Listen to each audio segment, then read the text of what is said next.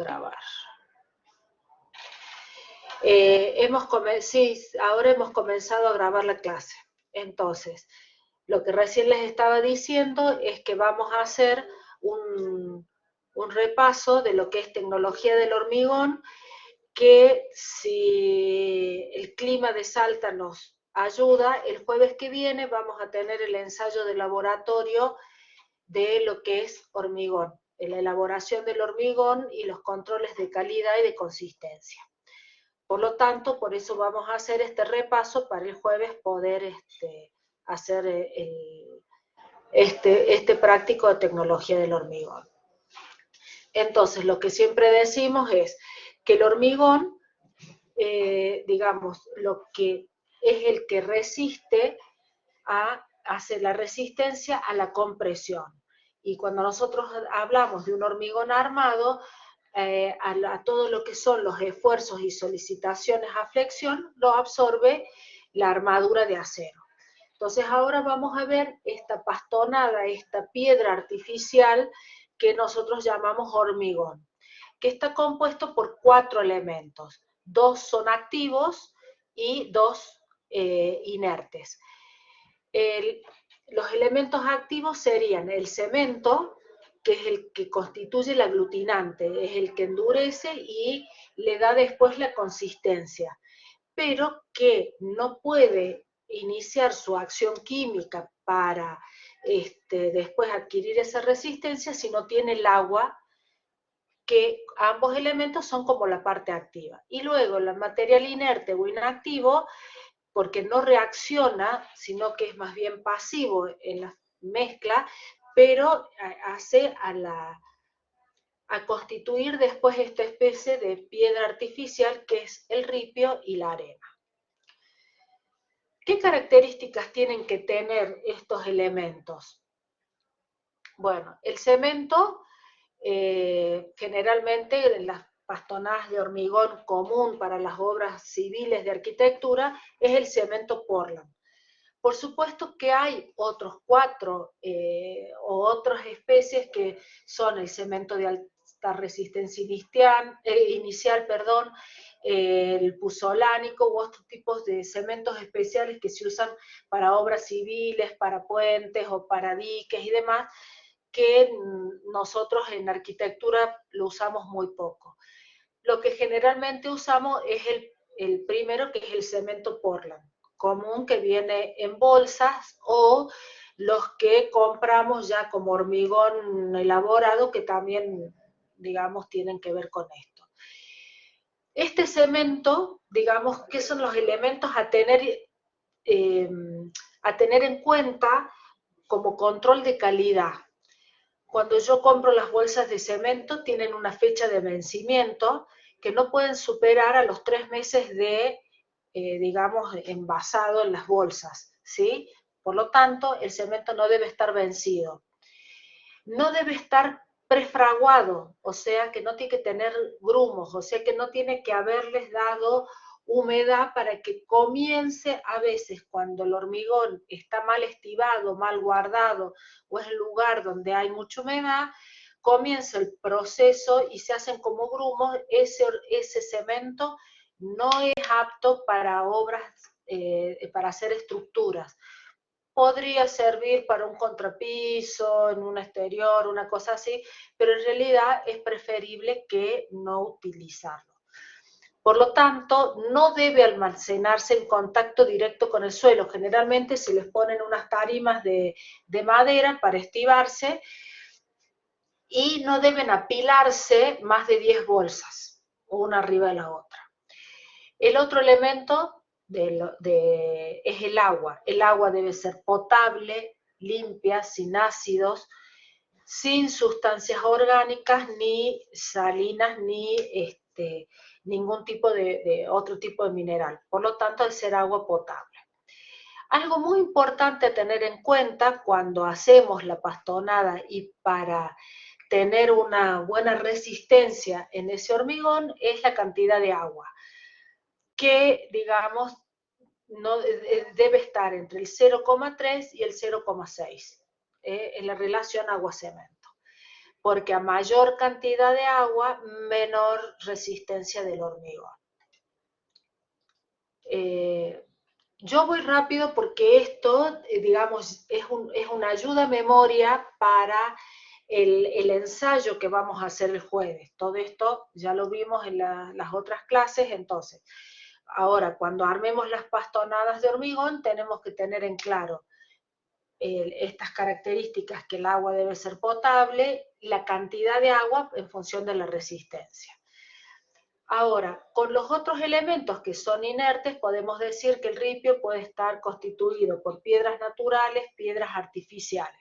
Las artificiales también tienen que ver con las que se sacan de las canteras, y las naturales tienen que ver con los cantos rodados, que en realidad acá nosotros en Salta tenemos muy buenos áridos, o sea que no nos hace falta, digamos, ripio artificial ni nada de eso.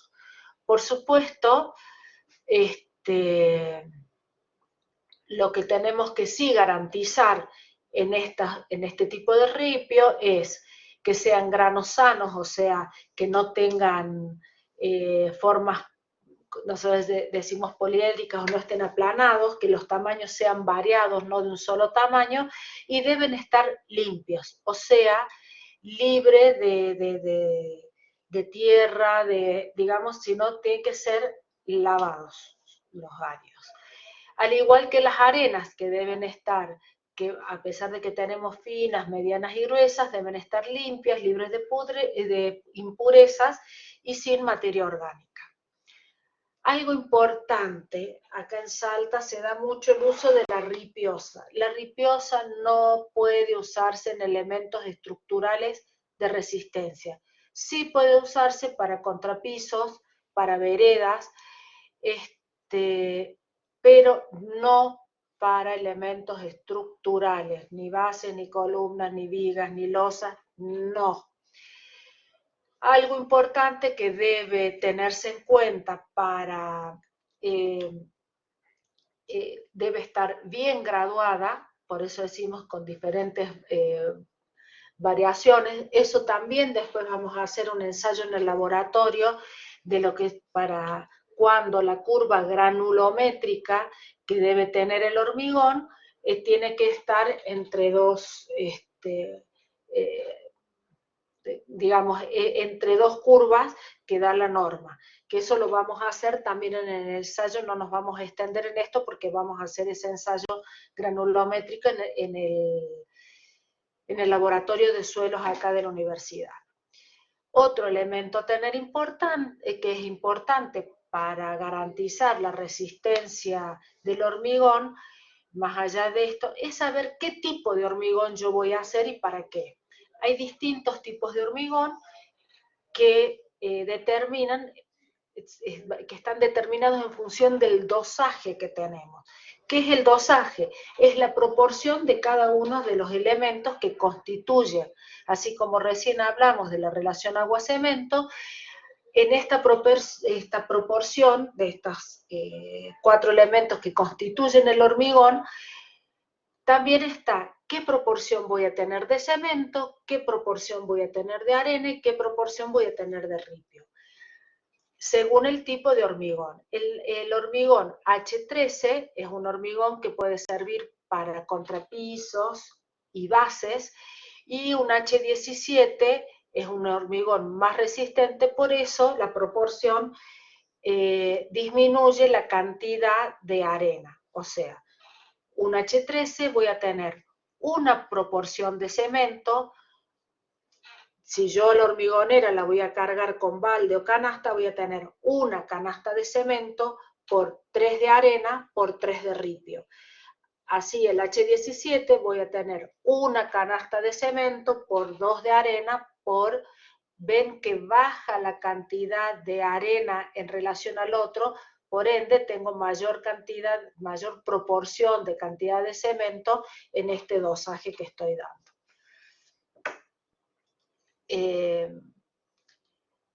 Nosotros hablábamos de lo que era la trabajabilidad y la calidad del hormigón.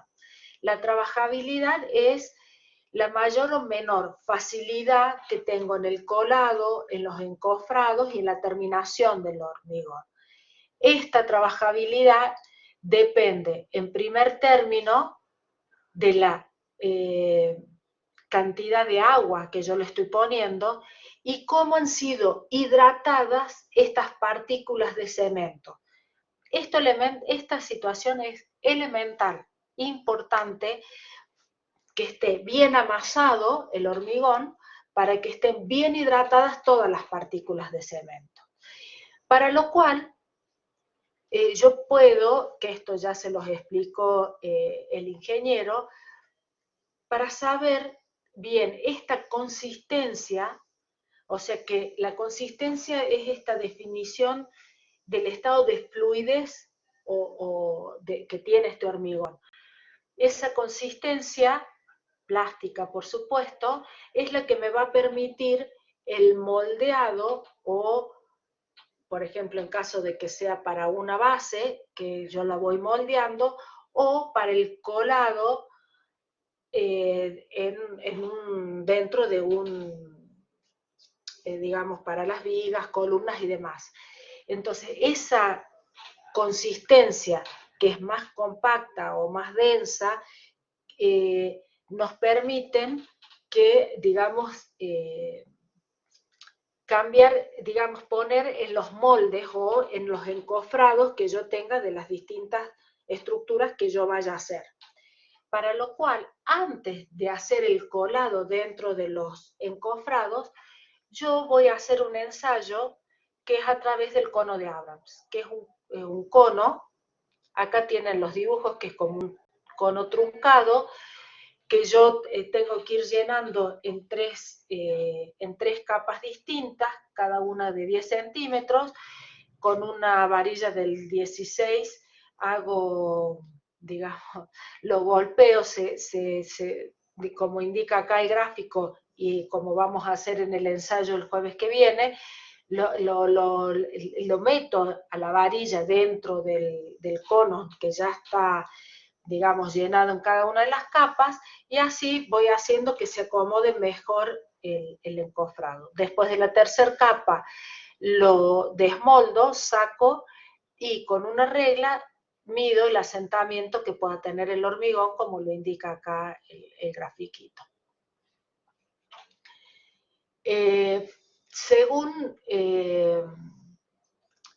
Pueden existir, según lo que yo necesite, aditivos para acelerantes de fragua o retardadores, según, o que tengan anticorrosivos o fluidificantes, según el tipo de estructura que yo necesite o según el tiempo que yo voy a tener en la colada de hormigón. Pero algo importante, que esto de forma general nosotros hablamos, el tiempo de fraguado del hormigón. Y el tiempo de fraguado y lo importante que es el curado después de haber hecho la colada de hormigón. Ni bien el hormigón, digamos, o el cemento entra en contacto con el agua, comienza un proceso de fraguado, o sea, un proceso de endurecimiento, y que progresivamente va adquiriendo la resistencia, que su resistencia máxima es a los 28 días. O sea, desde que comienza, digamos, el contacto, el cemento con el agua, comienza el proceso de fraguado, que hay que tener precaución, porque es bueno hacer el colado de hormigón que haya una buena temperatura, porque si hay una temperatura muy baja, puede no hacerse el fraguado correctamente, por ende no alcanzar la resistencia prevista en la estructura. Entonces, bueno, hay que tener también un cuidado, digamos, con si va a ser frío, mantener, se ponen, digamos, unas balizas para mantener y que no caiga una helada, por ejemplo, sobre una losa recién hormigonada y este tipo de cosas. Pero, en general, digamos, es bueno después de las 3 horas posteriores a la que se comienza a fraguar, al día siguiente empezar y mojar durante 7 días seguidos,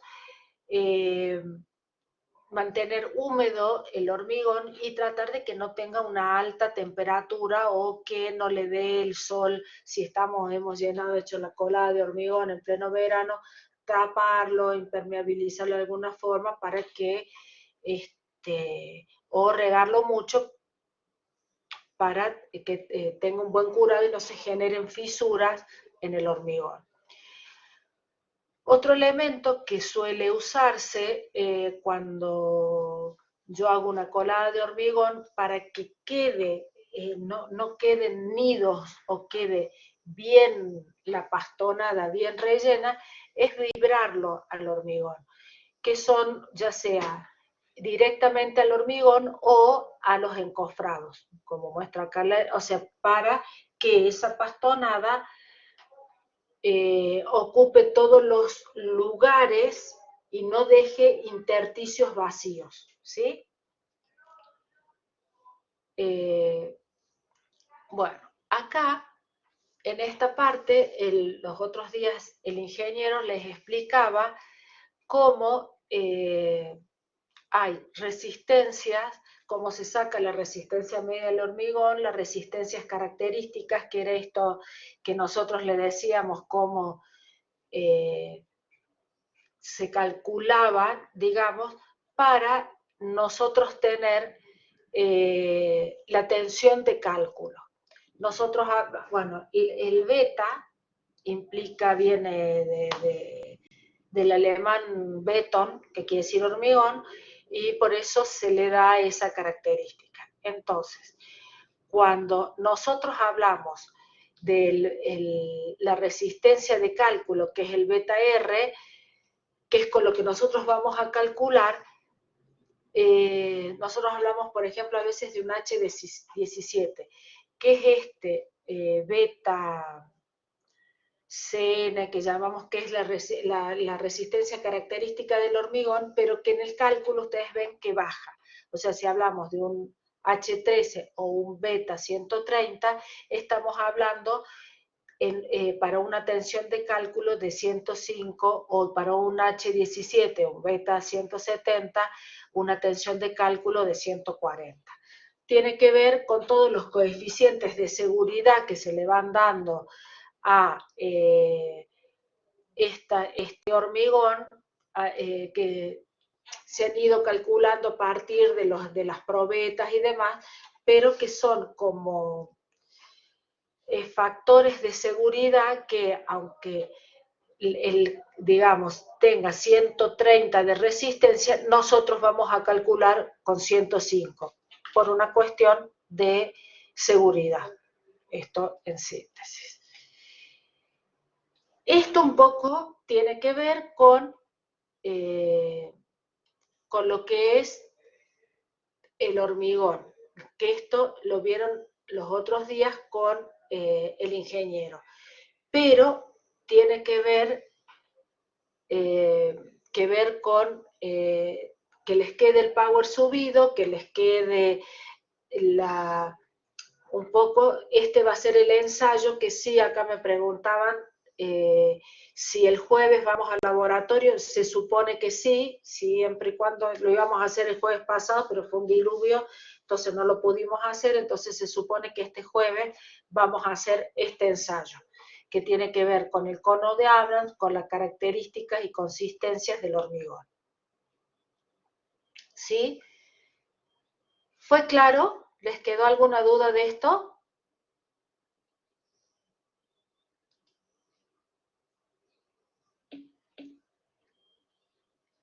Listo, bueno, entonces ahora vamos rápidamente a compartir este otro.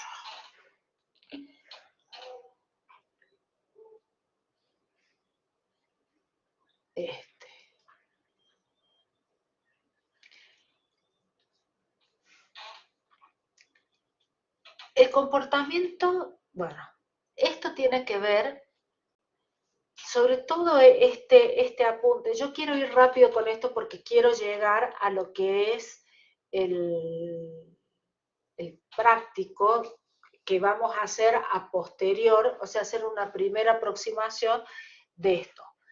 Entonces, dijimos, un hormigón, a un hormigón simple, si se le agregan barras, pasamos a tener el hormigón armado, donde el acero absorbe las solicitaciones a tracción y la parte de hormigón a compresión. ¿Cuáles son las barras más comúnmente usadas? 4,2, 6,8, 4,2 se usa más en el sur, no en zonas sísmicas como la nuestra, para lo que son estribos. Generalmente acá los estribos son del 6 o del 8, y las barras, ya sea para columnas, pueden ser del 12, para las vigas como mínimo, ¿no? Del 10 y del 20, 26, del 16 no se produce. Bueno, esta unión entre el acero y el hormigón es lo que constituyen esto que hablábamos, el hormigón armado, y pueden absorber bien todos los, digamos, pueden absorber todas estas solicitaciones, tanto de compresión como de tracción o de flexión. ¿Sí? Eso así como... para absorber todas estas deformaciones y tensiones que sufre el hormigón, Hooke, digamos, desarrolló toda una ley que, digamos, todas estas deformaciones se van a tomar dentro del campo elástico, no del campo plástico. En todas estas, ¿qué tiene que ver? Se hacen una serie de tablas y demás de esfuerzos y de deformaciones. Entonces, ¿qué quiere decir las deformaciones del hormigón? Lo vamos a poner en el periodo elástico porque es donde ante el esfuerzo puede tener una pequeña deformación, pero que vuelve a su estado original. En cambio, cuando hablamos de un periodo plástico, en la zona del periodo elástico es que se deforma y no vuelve a su instancia original. Entonces, obviamente que nosotros, es toda una teoría, en el periodo el material recupera su forma original, en el periodo plástico no, y el acero, digamos, si hacemos un ensayo de deformación del acero, también tiene distintas zonas, una parte elástica, una parte plástica, y después es como que el acero volvería a tomar una mayor resistencia, ¿sí? Pero en términos generales, nosotros vamos a usar el acero y adoptar los datos dentro de este campo elástico, en donde la dureza que vamos a utilizar va a ser esta, la del ADN de 420, que es, quiere decir, de 4.200 kilos por centímetro. Van a estar torsionadas, estiradas en frío. Yo se los doy así a grande forma, ¿no es cierto? O sea, tiene que ver con este ensayo que se hace y con las leyes, y nosotros a este acero lo vamos a usar solamente en el campo elástico. Entonces, ¿qué es lo que hacemos cuando nosotros vamos a hacer una estructura de hormigón armado? Hay diferentes etapas, ¿sí? En este diseño. Primero hay una etapa de diseño estructural, hay un esquema de cálculo, hay un predimensionado primero de los volúmenes de hormigón, luego hay una determinación de los estados de carga, y sí lo que se hace es un dimensionamiento de las secciones de acero. O sea, cuando hablamos de diseño estructural, ya lo vamos a ver, nosotros a lo largo de todo el proceso de diseño arquitectónico, la estructura va cumpliendo un rol, ¿sí? Entonces es importante saber qué veo en cada ámbito, cuando es la idea de partido, cuando es la idea del anteproyecto, cuando es la idea del proyecto, siempre algún aspecto del diseño estructural debe ser tenido en cuenta. Sí, después cuando yo empiezo a querer dimensionar, digamos, tengo que tener un esquema de cálculo, hay un predimensionado de los volúmenes de hormigón, un predimensionado para saber qué volumen me va a ocupar esa columna, esa viga, y después hay una determinación de los estados de carga, esto es para en la parte del proyecto ya ejecutivo de mi proyecto, y después hay un dimensionamiento de las secciones y un despiece. ¿Sí? Esto como para que tengan el otro pantallazo de esto. Hoy quiero ir como, esperen que quiero volver.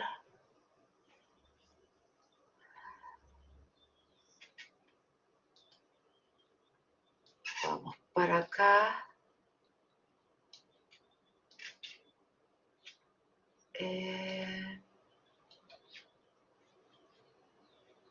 Quiero volver a esto, pero no me permite.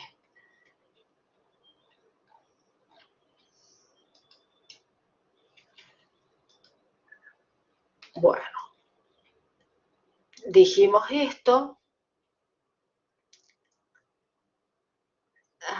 Saben que no cargué el proceso de diseño, pero no importa. Ya lo vamos a cargar ahora. ¿Qué es lo otro? Esperen un momentito. Diseño.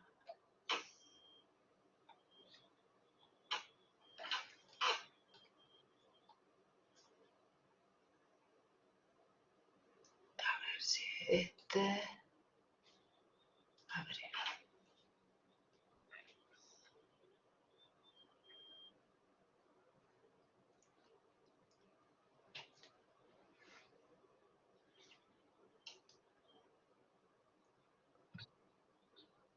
Hola chicos, hola Gaby.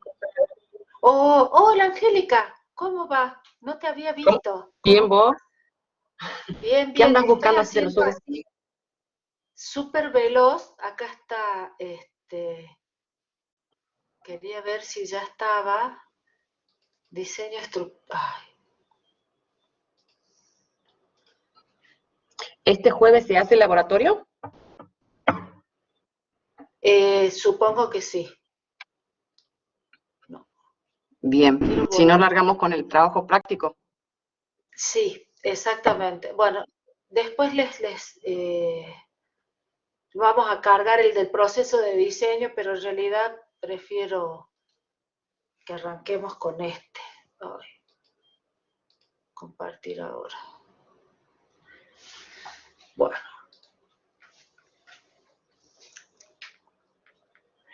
Angélica, yo no sabía que estabas, así que porfa, lo vayamos dando entre las dos, ¿no? Así que... Sí, por supuesto. Listo. Bueno,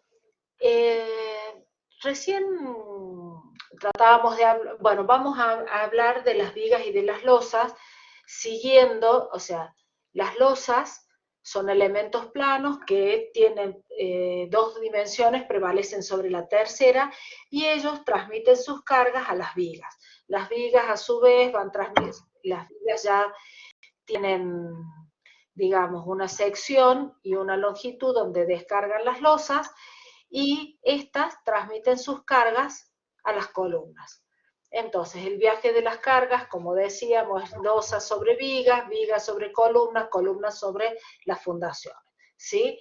Ahora, la construcción es a la inversa, ¿sí? Esto voy rápido porque, digamos, es una cuestión de lógica. Algo importante a tener en cuenta es estas vigas, que generalmente son rectangulares, generalmente trabajan a flexión, ¿sí? O sea que la parte inferior es donde tienen, esto es un repaso de lo que ustedes han visto ya en estructuras 1, ¿no es cierto? Que, digamos, donde trabajan a flexión o atracción y donde se comprimen, y acá lo que estamos es asimilando todos estos conocimientos que ustedes ya tienen, ya referenciándolos directamente con el hormigón armado. Entonces, recién hace un rato decíamos cómo el hormigón absorbía todo lo que era la compresión y cómo el acero absorbe la tracción. ¿Qué es lo que puede fallar esta viga? En el tramo, en la inferior puede tener algún agrietamiento cuando no hay un buen cálculo de los hierros por la tracción ejercida, o próximo en los apoyos por el efecto de corte o de cizalla también aparecen grietas. Estos elementos los tiene que absorber el acero y vamos a ver de qué forma lo absorben. Acá veíamos una viga en voladizo como en esta deformada que tiene, acá abajo trabaja tracción, cuando está en el apoyo el esfuerzo va hacia arriba y como trabajaría en esta especie de deformada. Tenemos también, aparte de estas vigas rectangulares, vigas que pueden tener forma de T, porque es una forma de reducir también el peso de la estructura, entonces se eliminan algunas áreas de hormigón, porque en realidad no trabajan a la compresión como en estas otras, y a veces pueden dar origen a estas especies de nervios que se hacen en las estructuras. A su vez, esto hablábamos de lo que eran las vigas. Y las losas podemos tener estas losas alivianadas que tienen que ver con vigas de hormigón pretensado, que son los que nosotros normalmente usamos, que pueden tener estos ladrillones que son tipo escac o unos molones de tergopol. De tergopol, exactamente, y arriba va una carpeta de compresión aproximadamente de 5 centímetros que va con una malla, cuestión que esta carpeta de compresión es de un hormigón armado, porque va hormigón con una malla de acero. Quiero decirles que acá les mostramos estos detalles. Estos temas son preguntas muy frecuentes en los exámenes finales y tienen no solamente estos elementos para sacar los detalles constructivos que le vamos dando, como que también les he subido, también tienen en la plataforma los que son los casetonados y losas alivianadas y los cálculos cómo se hacen. Los otros tipos de losas que tenemos son las losas macizas, que pueden estar armadas en una o en dos direcciones. Y acá vemos claramente cómo se van caballeteando cuando hacemos el cálculo y demás que nosotros vamos a hacer de todo esto, cómo en las losas armadas en una o en dos direcciones, estas armaduras que calculamos, se caballetean, ven que tienen como suben a 45 absorbiendo el momento en los apoyos y en los otros en el tramo, que es a lo largo de todo, van liso. Acá tienen un detalle de cómo a partir de la losa va, digamos, cómo es la cubierta en realidad a partir de una losa armada en dos direcciones, después va un relleno, contrapiso para pendiente, carpeta de acento y solado. Acá tienen,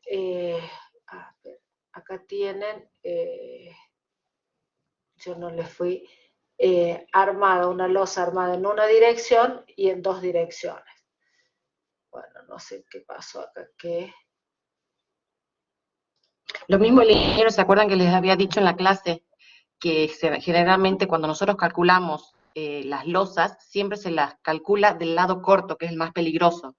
Hay que en las losas de una dirección, ven que solamente o sea, se representan las varillas de un solo lado, que sería el lado corto, porque en el lado largo En el estarían otro, las principales. en un lado van las armaduras principales y en el otro, en el caso de en una dirección, van armaduras de repartición. Y en las losas armadas en dos direcciones, en el lado más corto va la armadura principal y en el otro la armadura secundaria. Acá, a medida que vamos a ir avanzando, digamos, cuando sé que se arma en una dirección, cuando yo divido la luz mayor sobre la luz menor, eso me da mayor a 2, va en una dirección.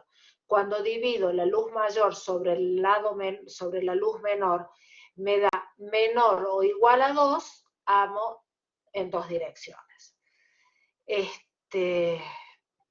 Esto de las luces cálculo vamos a ir más rápido.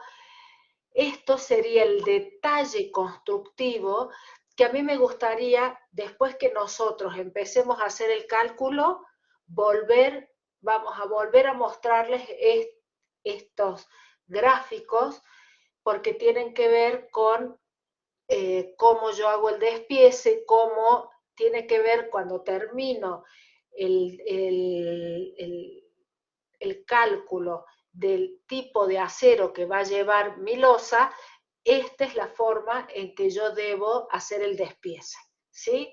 Entonces acá indico, tengo redondos del 6 cada 24 centímetros o, digamos, acá está mostrado cómo debería el detalle, y aquí el detalle de la intersección de la losa dentro de la viga, ¿sí? Bueno.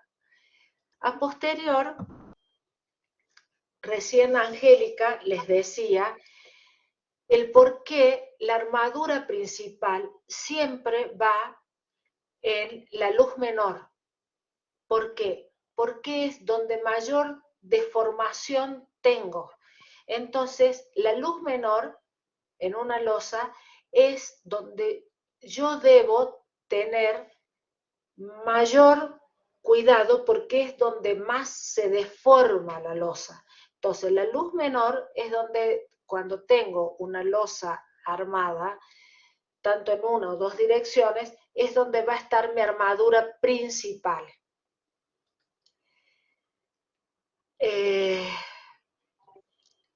Cuando nosotros hablamos de losas, hay un método que es con el sistema que nosotros vamos a calcular las losas, que es el método de Marcus. ¿Por qué?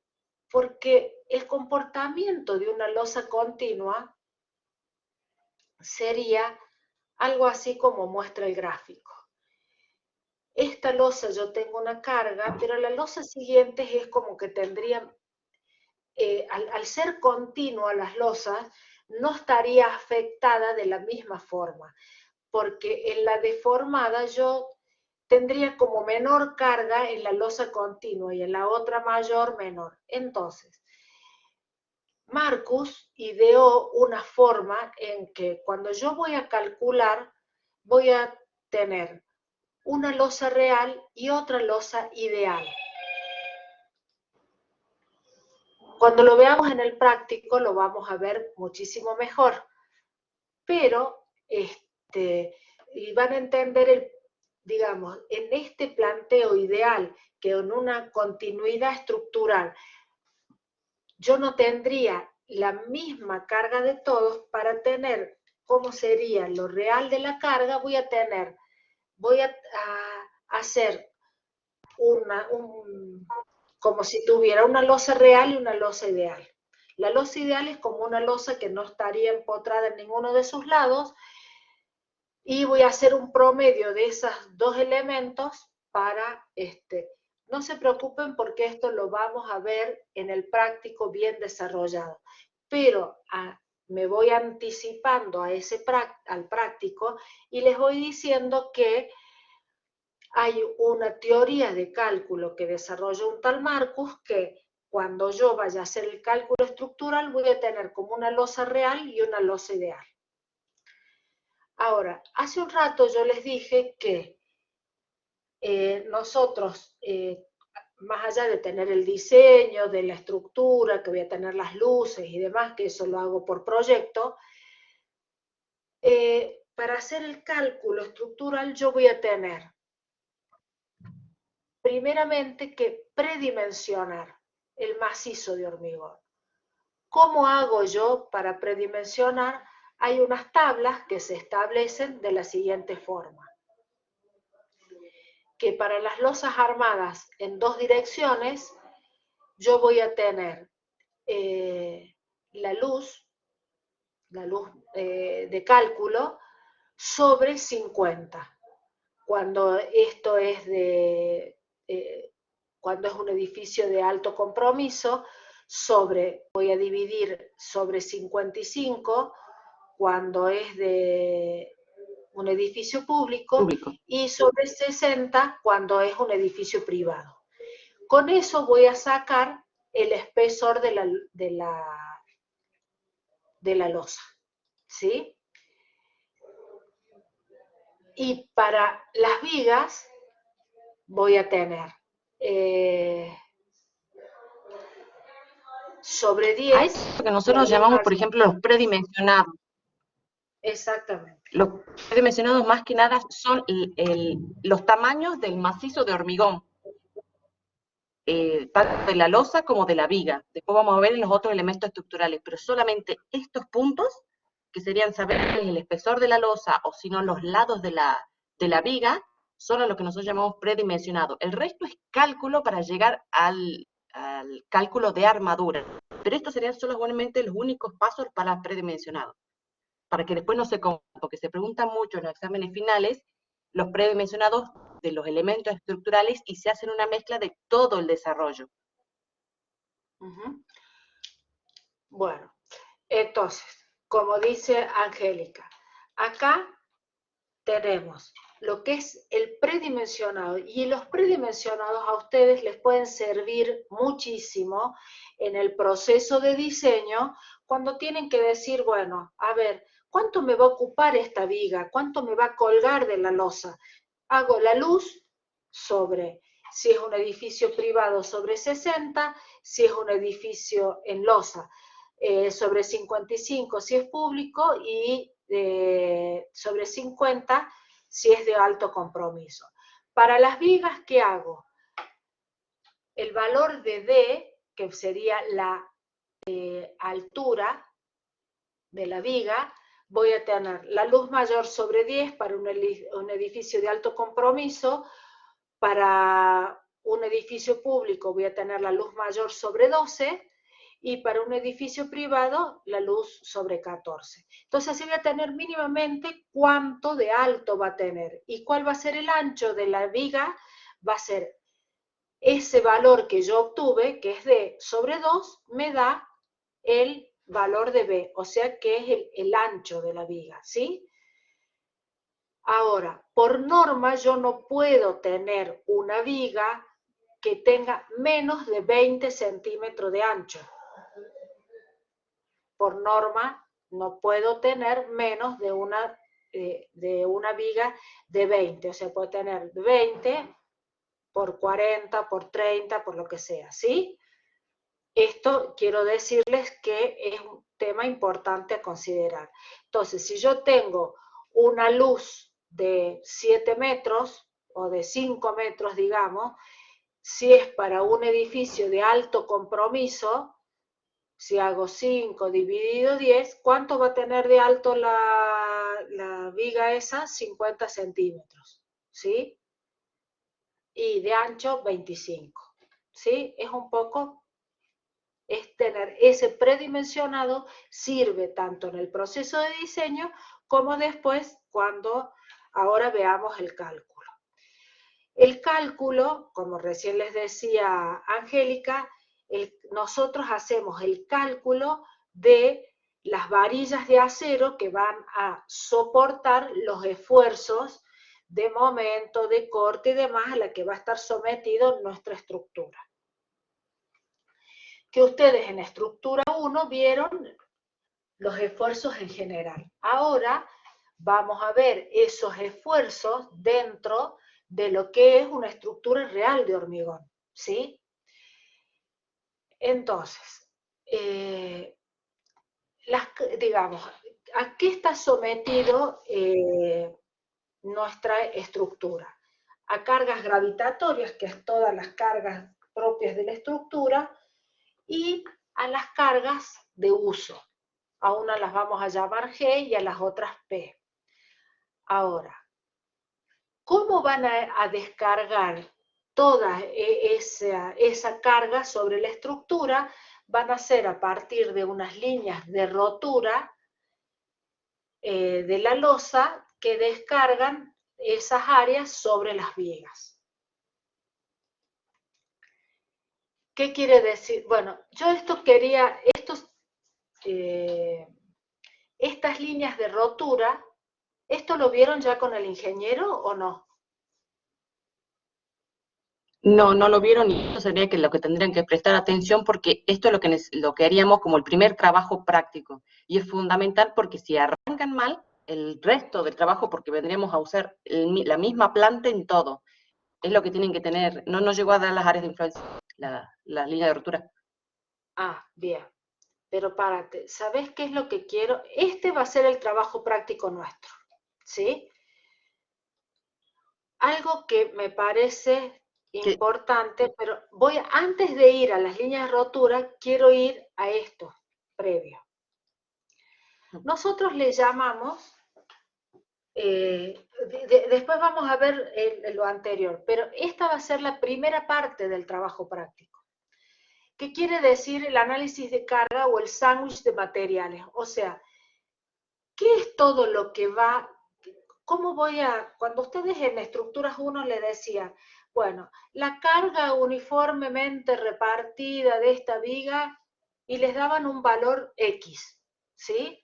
Bueno, que para hacer los ejercicios el profe les daba el valor de Q, que llamaban, ¿se acuerdan? Bueno, ese valor de Q en realidad es el valor de lo que por gravitación tiene que ver de todos los elementos y los materiales que tienen un peso que propio de la estructura, aparte del peso del uso de las personas, ¿sí? Todo eso es lo que llamamos Q, ¿sí? Ese peso está constituido por los diferentes elementos que acá, cuando hablamos, si tiene canto rodado, si tiene baldosa cerámica, si tiene aislación hidrófuga, si tiene un relleno para hormigón, o tiene barreras de vapor, o cada uno de estos detalles constructivos, yo los tengo que llevar a una planilla y decir, bueno, tengo un piso granítico que tiene de espesor tanto y que tiene un peso específico tanto. Por ende, va a tener, el piso granítico va a pesar tanto. La mezcla de asiento va a tener este espesor por el peso específico del mortero de asiento, va a tener tanto y me va a dar por resultado el hormigón pobre que tiene de relleno, o sea, va a depender, vuelvo acá, va a depender del detalle constructivo de esa losa que me están dando para poder hacer mi análisis de carga. Ese análisis de carga va a depender la especificación, qué tipo, si tengo un piso granístico, si tengo un piso cerámico, si tengo un cemento alisado, o sea, va a depender del detalle que les diga, que tenga por proyecto esa terminación, esa losa, eso. Si tiene cielo raso aplicado, cielo raso en Durlock, o sea, va a depender del tipo de detalle constructivo de lo que yo estoy haciendo, cómo yo voy a hacer el análisis de esa carga.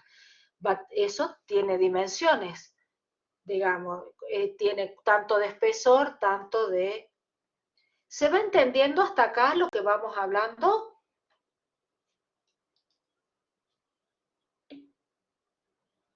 ¿Se entiende bien? Listo. Entonces, bueno, lo primero entonces que yo voy a hacer va a ser este análisis de carga, que yo creo que esto sí lo vieron con el ingeniero. Pero hasta acá lo entienden. Unificación gráfica. ¿Cómo?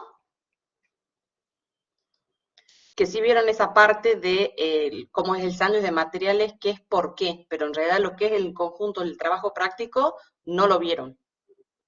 Ajá. Realmente parece que está Héctor participando acá. Sí, Héctor pone que sí, yo pregunté si se entendía. Bueno, para lo cual nosotros de este primer análisis de carga no quiero entrar después a lo de las luces, ¿no? Yo voy a tener, esto va a ser el G de la losa, o sea, yo tengo que ir analizando cada uno de los elementos que componen ese sándwich de materiales, que decíamos que era el detalle constructivo, lo que yo tenga, si tengo piso granítico, si tengo mezcla de acento, hormigón pobre, losa, cielo raso, voy poniendo aquí los espesores, aquí voy poniendo los pesos específicos, que los voy a sacar de tabla.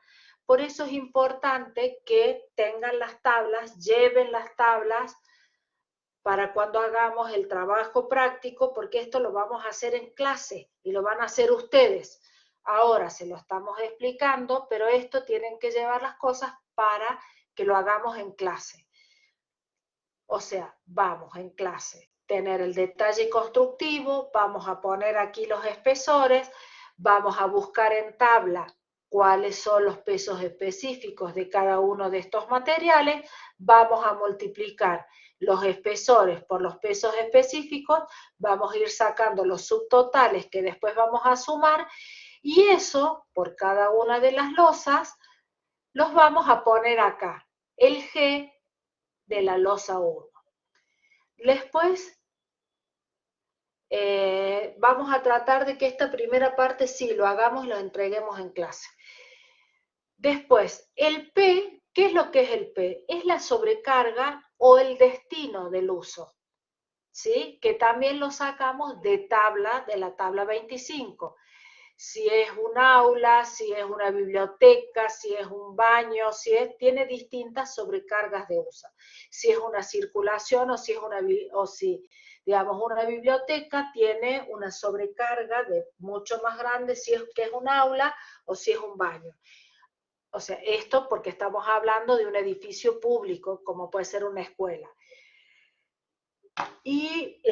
O si estoy haciendo una vivienda, obviamente tiene otros destinos de carga cada uno de los locales, no es lo mismo lo que es la descarga, la carga P, la sobrecarga, si es un dormitorio, si es un estar o si es esto. El trabajo práctico nuestro es de una escuela, o sea que va a ser un edificio público, y acá vamos a tener que ir poniendo según las losas, que era lo que yo les decía hace un rato, este es nuestro edificio, a ver, esta es la losa 1 que tiene estas luces, esta es la losa 2, la losa 3, y cada uno de estos tiene un destino distinto. Entonces vamos a ir viendo esto. Ahora, cuando hacemos nosotros, el análisis de carga nos sirve tanto para hacer el práctico de losas como de vigas. Ahora, nosotros antes habíamos hablado que vuelvo ahora hacia atrás, que el viaje de las cargas era este. Uy, ya llegamos atrás. Las losas descargan sobre las vigas sobre las columnas sobre las fundaciones. Entonces, ¿cómo descargan las losas sobre las vigas? ¿En qué forma? lo descargan por la línea de rotura de las vigas, de las losas sobre las vigas. ¿Cómo son esas líneas de rotura? Son estas. Según, según estén estas líneas de rotura o fisuras que se producirían en las luces, en las losas, estas líneas de roturas o fisuras, obviamente que es lo de mínimo, serían las formas o las figuras planas que descargarían, o estos trapecios o estos triángulos, serían las áreas de influencias que descargarían sobre las losas. Estas formas trapezoidal o triangular están formadas por, según la forma que estén vinculadas, si están empotradas o libres, respecto de, al tener yo losas continuas, entonces, cuando, por ejemplo, este elemento que yo tengo acá, si no tengo ninguna losa, digamos, hagamos de cuenta que a esta acá tiene una losa y esta acá tiene otra losa. Entonces, hacia acá, esta losita, hacia, digamos, la losa que yo tengo dibujada, hacia la izquierda tiene una losa. Entonces, la línea de rotura, hacia el lado que tiene una continuidad, o sea, que está empotrada con otra losa que le continúa, va a tener un ángulo de 60, la línea de rotura. Y hacia donde está libre, va a tener un ángulo de 30. Hacia este lado, y hacia acá, ven que está libre, no tengo ninguna losa. O sea, ahí va a tener, se reparte equitativamente, 45 y 45. Entonces, la línea trazo con un transportador 45. En cambio, ven, acá, tanto cuando está empotrada hacia los dos lados como cuando está libre, como acá o acá, ven que está empotrado, también está a 45 y 45. Y cuando está libre, también ven que acá se traza una línea de rotura que tiene 45 ángulos de 45 y 45. En cambio, hacia este otro lado, hacia la izquierda, hacia este lado está empotrado, tengo un ángulo de 60. Hacia el lado que está libre, trazo un ángulo de 60. ¿Se entiende? Entonces, esta losa, donde están los bordes libres, trazo un ángulo de 45. Donde está empotrado, también trazo 45. En cambio, cuando está empotrado hacia un lado y libre hacia el otro, hacia el lado que está libre, trazo 30. Hacia el lado que está empotrado, trazo 60. Y donde se me cruzan, donde intersectan estos lados, ángulos que tracé y me cruzan, queda conformado las líneas de rotura de la losa. Y así, ahora borro, y así me quedan, me quedan conformados las líneas de rotura y las figuras de trapecio o triángulo en el caso de este. ¿Quedó claro, chicos? Si hacen bien el trabajo y las líneas de rotura, le van a dar triángulos y trapecios, pero que salen solitos. Si no les dan triángulos y trapecios que se unan, significa que lo están haciendo mal. Es fundamental que entiendan esta parte y que la hagan bien, porque justamente con estos triángulos y trapecios es lo que vamos a sacar las áreas o sea, que caen sobre cada una de las vigas. Es fundamental de que entiendan esta parte. Igual que llevando las tablas, transportador, calculadora y todo, porque lo vamos a hacer ahí, y ahí se sacan todas las dudas, ¿sí?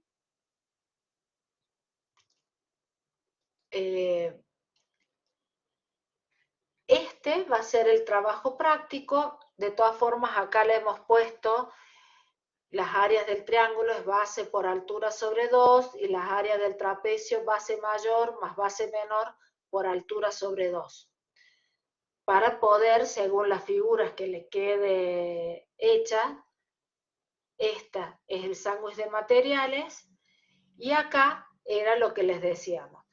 Sí, ¿cuáles son los pasos a seguir? Tenemos que hacer el análisis de carga, trazar las áreas de influencia sobre el pórtico a estudiar, calcular las áreas y hacer el predimensionado de las vigas, que era lo que estábamos hablando. La luz mayor sobre 60 en el caso de losas, saber si van a estar armadas en una o dos direcciones, y acá van a hacer el análisis de carga para la losa 1, 2, 3, que son iguales, para las 5, 6, 7, que son las iguales. Entonces, en función de eso, ahí ya les hemos, y después llenar este cuadro de carga. Esto va a ser, a ver chicos, si está lloviendo el jueves y no podemos hacer el ensayo de suelo, vamos a hacer este trabajo práctico. ¿Es claro? Por eso hoy les estábamos dando esto. Si llueve o hay alguna dificultad en el laboratorio, vamos a hacer este trabajo práctico que es análisis de carga de losas y vigas, trazado de áreas de influencia de las losas y la determinación esta de los espesores y demás, y predimensionado de losas y de vigas. Si tenemos clase del ensayo porque tenemos el laboratorio, no llueve, vamos a hacer el trabajo práctico de tecnología del hormigón, el ensayo de consistencia, cono de Abrams y elaboración de hormigón. ¿Sí? O sea, tenemos los dos trabajos prácticos casi resueltos, digamos, para hacer. O hacemos el jueves el de hormigón o hacemos este según sea el clima. Y si no lo hacemos, digamos, así que ojalá que podamos hacer el del laboratorio, así el otro jueves ya hacemos este otro. ¿Está claro? ¿Tienen alguna duda? Perdón. No, el trabajo práctico ya está subido, es el trabajo práctico número 1. Ahí tiene lo que serían las distintas capas de materiales que se usan en cada una de las losas, los usos, y también la planta. Son 2 hojas, ya está ahí subido. Al igual que también tienen lo que tablas y ábacos, son las tablas que vamos a utilizar, y por separado también está la 25, porque faltaba un pedacito, así que la adjuntamos después. Eso necesitan tenerlo para, si es que nosotros hacemos el jueves este trabajo práctico, al igual que la calculadora, transportador y todas esas cosas. No sé quiénes están escuchando, pero tendrían que avisarle a todos sus compañeros como para que estén al tanto de esto, porque si no, no lo van a poder hacer y es necesario que lo hagamos ahí en el momento.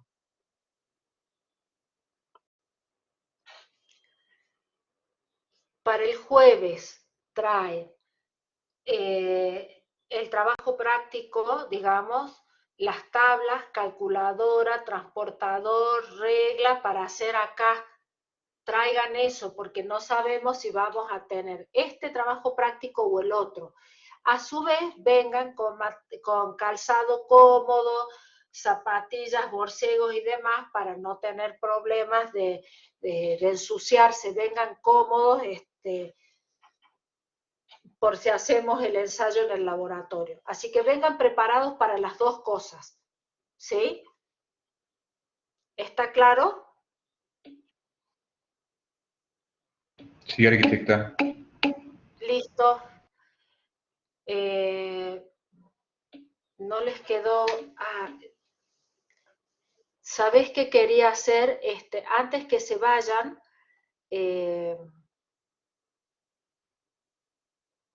diseño estructural, esperen que lo quiero bajar. No, no. Hay un trabajo, no, no. Chicos, Bueno, nosotros cada no, vez no, que hacemos quería los ver. trabajos prácticos, también les damos lo que el ingeniero siempre los llamó los recetarios, que son los pasos a seguir para cada trabajo práctico que vamos a hacer. Vendría a ser como su ayuda a memoria, para que una vez explicado acá en clase, ya sea virtual o presencial, ustedes tengan esa hoja de los pasos a seguir con las unidades de medida correspondientes, cosa que sea más sencillo para hacerlo.